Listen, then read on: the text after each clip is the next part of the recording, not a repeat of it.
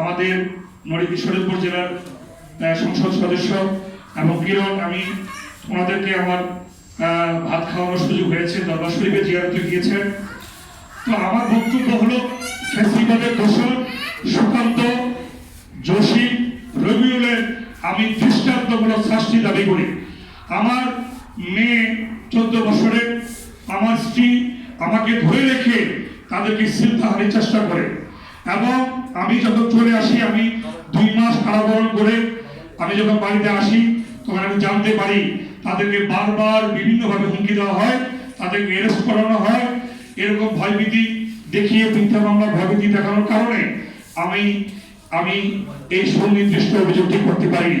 ইতিমধ্যে আমি বাংলাদেশের মহা পরিদর্শক পুলিশ আইজিপি মহোদয়ের কাছে আমি একটি আবেদন করেছি, স্বরাষ্ট্র মন্ত্রণালয়ে একটি আবেদন করেছি, মাননীয় প্রধানমন্ত্রীর কাছে আমি একটি আবেদন করেছি।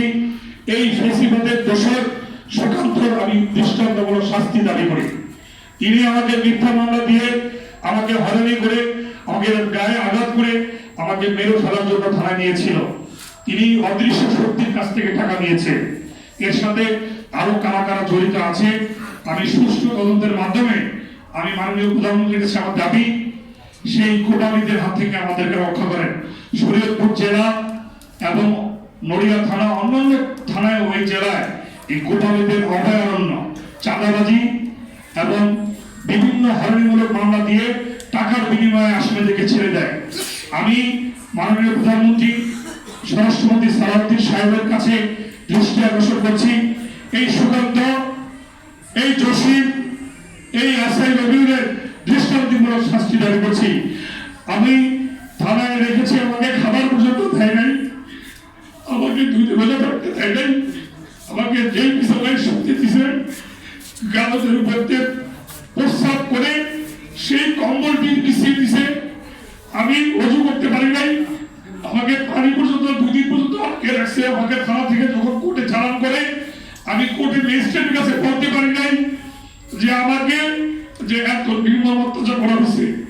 আমাকে মেডিকেল রিপোর্ট করে যখন রিমান্ডে আনে, আমাকে মেডিকেল টেস্ট করে আনে। আমি সেই সরকারি হাসপাতালে যখন আমি আমার সমস্ত শরীর দেখাই, আমাকে কাঠ পেন্সিল ভেঙে শরীরের চোখ তুলে ফেলানোর চেষ্টা করে, আমাকে শরীরে আঘাত করে, আমাকে এই ক্যামেরার বাইরে, থানার মধ্যে অনেক ক্যামেরা থাকে, ক্যামেরার বাইরে নিয়ে আমাকে একের পর এক রাত ভর 2 দিন পর্যন্ত নির্যাতন করে আমি 2টি খাজুর খেয়ে রোজা রেখেছি। আমার বিরুদ্ধে লোকাল টিভি মিডিয়া, ফেসবুক পেজে যাদের কোনো নিবন্ধন নাই, আমার বিরুদ্ধে তাদের মিথ্যা বানোয়ার অপপ্রচার করে আমার লাইসেন্সকৃত অস্ত্র, সেই অস্ত্রটি থানায় জমা। 12 সালে আমার লাইসেন্স হয়, আমি সমস্ত কাগজপত্র নিয়ে আসছি এবং আমার সরকার থানায় জমা ছিল। সেই সরকার থানায় থাকার পরেও সেই সরকার সেই অস্ত্র দিয়ে আমাকে ধরে নিয়ে আমাকে প্রথমে আমাকে চালান করে কোর্টে, এরপরে আমাকে অজ্ঞাতনামা মামলা দেয়। আমার বিরুদ্ধে কোনো অভিযোগ ছিল না, 6 মাস আগে মামলা হয়েছে, আসামিদেরকে ধরেছে। আমার বিরুদ্ধে কোনো অভিযোগকারী এজাহারের নাম নাই। 164 আরেকটি আসামি ধরেছিল, 164 নাই। আমার বিরুদ্ধে কোনো সাক্ষী নাই, আমার ওই রিমান্ডে কোনো তথ্য প্রমাণ নাই। অন্যায়ভাবে টাকার জন্য আমাকে এইভাবে অত্যাচার করেছে। আমি প্রধানমন্ত্রীর কাছে দৃষ্টান্তমূলক শাস্তি দাবি করি। এই সুকান্ত যেন আইনের আদালতে তাকে শাস্তি নিশ্চিত করা হয়। আমি সারা বাংলাদেশের সুফিবাদের ওলিয়াল্লাদেরকে আমি বলতে চাই, আমাদের আর কত নির্যাতন হবে, আর কত মাজার ভাঙলে আপনারা চুপ থাকবেন?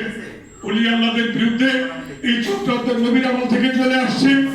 আর কত ওলিয়াল্লাহ দরবার ভাঙলে, ওলিয়াল্লাদেরকে নির্যাতন করলে আপনারা ঘরে বসে থাকবেন? আমি আমার ইলেকট্রনিক মিডিয়া ভাইদের উদ্দেশ্যে এবং মাধ্যমে বলতে চাই, সারা বাংলাদেশের অলি ফিলি আশেক ভক্ত মুরিদ যারা আছেন, এদেরকে দৃষ্টান্তমূলক শাস্তি না হওয়া পর্যন্ত আমরা একের পর এক আন্দোলন চালিয়ে যাব। আমরা প্রধানমন্ত্রীর কার্যালয়ে যাব, স্মারকলিপি দেব, স্বরাষ্ট্র মন্ত্রণালয়কে জানাবো। আমরা বাংলাদেশের যতগুলি আইনজ্ঞ আছে তাদের মাধ্যমে আমরা এই আন্দোলন আমাদের অব্যাহত থাকবে। আসসালামু আলাইকুম। ধন্যবাদ সবাইকে, আপনাদেরকে ধন্যবাদ। আমার কথায় ভাষায় ভুল হলে আপনারা মার্জনা করবেন। প্রশ্ন করা যাবে তো? অবশ্যই। আপনি কি এই বিষয়ে কোনো আদালতের শরণাপন্ন হয়েছেন? জি, আমি ইতিমধ্যে মামলার প্রস্তুতির দিন আছে এবং আমি ইতিমধ্যে প্রধান আইজিপি মহোদয় আমি দরখাস্ত দিয়েছি এবং স্মারক নম্বর আছে। স্বরাষ্ট্রমন্ত্রীকেও আমি অভিযোগ করেছি। আপনি মাননীয় প্রধানমন্ত্রীর দৃষ্টি আকর্ষণ করার জন্য কি সংবাদ সম্মেলন করছেন? আমি সংবাদ সম্মেলন করছি ওদেরকে আইনের আওতায় আনার জন্য এবং এই সরকারের এই যে যারা এই ফ্যাসিস্টের দোষর, আমি জানতে চাই যে ছাত্র আন্দোলনের সময় তারা কে কোথায় চাকরি করেছে, তদন্তের মাধ্যমে বেরিয়ে আসবে। আমার সেই যোদ্ধা সহযোদ্ধা ভাইরা যারা শহীদ হয়েছে, এদের গুলির মাধ্যমে আমার কোনো সহযোদ্ধা ভাইরা মারা গিয়েছেন কিনা আমি সুষ্ঠু তদন্তের মাধ্যমে আমি সরকারের কাছে দৃষ্টি আকর্ষণ করছি। আপনার মামলার যে বাদী, আপনার সম্ভবত উনি আপনার যে হত্যাকারীর কথা জানেন, এই মামলার বাদী মামলার বাদীকে আমি তো আমরা দেখতে পাচ্ছি না, আপনার ভাইকে বিবৃতি দেওয়ার জন্য ওনাদেরকে কেন রাখা হচ্ছে? বলছেন মামলা আপনি রিজেক্ট করে দিয়েছেন। আচ্ছা, বিষয়টা হলো আমার মামলার কাগজ এগুলো আমি নিয়ে আসছি। তারা এই 6 মাস আগে আমাকে ধরা 6 মাস পূর্বে তাদের এই মামলা আপনার হয়েছে, তারা মামলা করেন নাই। র্যাব তারা এই বিষয়ে অবগত আছেন। তাদেরকে এই পুলিশ কর্মকর্তা এই 3 জনের মিলে বাই হুক এন্ড বাই কুক আমাকে আমার নাম প্রচার করার জন্য মিডিয়ার মাধ্যমে তাদের প্ররোচনায় এবং এদের বিরুদ্ধে আরো ব্যাপক চক্রান্ত সম্ভবত আছে। এই সুগন্ধের প্ররোচনায় তাদেরকে দিয়ে ফেসবুকে তারা হয়তো অপপ্রচার চালিয়েছে, কিন্তু মামলার খাতার মধ্যে সুনির্দিষ্ট কোনো অভিযোগ আমার বিরুদ্ধে নাই। আমিও চাই সেই জেনারেলের সত্যিকারের হত্যাকারী যারা যারা জড়িত তারা বেরিয়ে আসুন।